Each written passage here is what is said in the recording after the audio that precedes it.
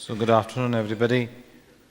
I came to Jabalpur in '98 when IACON was being held in Jabalpur, and I was a young, just getting out of MS and just started it, and the zeal and enthusiasm of Dr. Taki Raza, Professor Taki Raja was so much that even as a junior delegate, we felt that energy.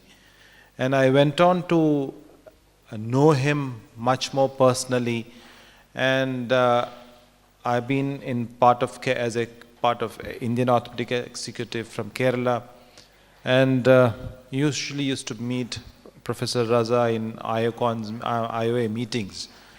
And that, as you said, that he was always in a hurry, and it was always in a big amount of enthusiasm, not in a hurry, in a big amount of enthusiasm he always brought us. And it is a proud privilege for all of us to stand here in his name's oration. So this is my last talk, rheumatoid ankle. And once again, thank all the Olwa group for taking this topic into consideration and bringing all of us from different part of the country to get this topic of foot and ankle.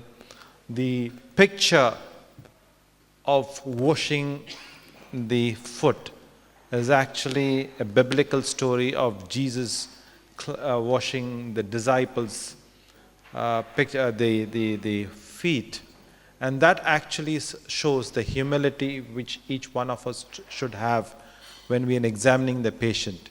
And as the old age we've been taught is the dictum of clinical examination, this picture depicts the importance of clinical examinations. We have the MRIs, we have the ultrasound, we have the all sorts of SPECT CTs coming in, newer ways, robotics coming in, but I think we still have our clinical examination as a very important part. So talking about the rheumatoid arthritis, it's usually all of us know about rheumatoid arthritis in a major way. It's a medical problem, usually starts insidiously, smaller joints, more than the ankle. Actually it's the hand and feet that is involved, and the joints become warm. You know all the story, we have all learned about it in our MBBS days and MS, how we look at the rheumatoid arthritis. So it is the disability that creates problem to the patient, and those come to us as orthopedic surgeons. So it's the inflammation, the fatigue, and the problem of irreversible damages. So something which we should know is 90% of the joints are involved in the first year of rheumatoid arthritis. And that is the time you got to really treat. So once you see this patients in early stage, you should treat, and there are so many medications now and to treat them early so as to prevent the disability of rheumatoid arthritis. Because if you don't treat it, then because of the lack of inadequate control, treatment, compliance, then you're going on to have a complete problem. So the goal is control the disease early so that we should not be treating the disability, because it's real bad disability. So you want to, why treat early? You want to prevent the joint damage, you want the disability to be prevented, and you want to decrease the mortality because of the disability. So the combination, there's this DMRD and different types. I normally don't treat the medical part of rheumatologist. I send it to my rheumatologist. They are better equipped, because we would not be doing justice with the medical management. I always believe it should be done by the rheumatologist, and DMRD does work very good with them, with those combination therapies the triple therapy, the double therapy, and the newer generation biologics that has come in, which are actually very helpful and prevent and patient leads to near normal life. But when they don't take it or the compliance issue, then you have a disability problem of damage of both bones, cartilage, and they are not reversible. So coming to the rheumatoid disease in foot and ankle, is actually more than the ankle, it is the forefoot, it is the smaller joints that is affected first. Like the hands, the small joints are affected, so the toes, you have the hammer toes, you have the claw toes and all that.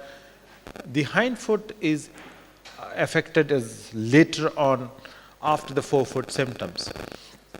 So when you talk about hind foot, involvement involves longer duration of diseases, and patient most of the time have a valgus deformity.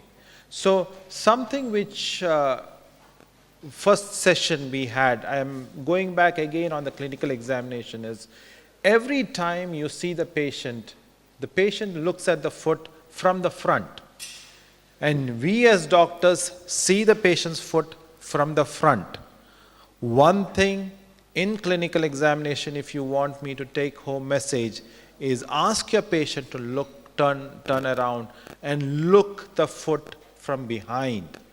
And that is one important thing. The moment you start seeing the hind foot in varus, valgus, there is something wrong which will not be picked up when you see the patient from the front. So look at the patient from behind, and most of the time you'll find a valgus deformity there. So rheumatoid arthritis, the deformities are quite severe in hind foot and ankle. It can be from any part, the tibio-talocalcaneal, all the joints, or a tibiocalcaneal, or a complete pantalar problem would be there. So here is one of my patients who came with a severe pain, a farmer, manual laborer, on irregular treatment and severe pain on ankle. Now you can see a large cyst, huge cyst here, but it was not so deformed, but he was a manual laborer, so I decided on arthroscopic fusion. So you can see the amount of, the moment you put the scope, you can see the amount of destruction that is inside the cartilage.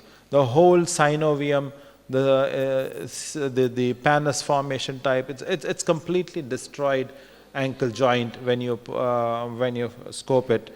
And it takes a good amount of time to shave off when you're doing arthroscopically, but it heals well, so it is worth the time when you do an arthroscopic fusion.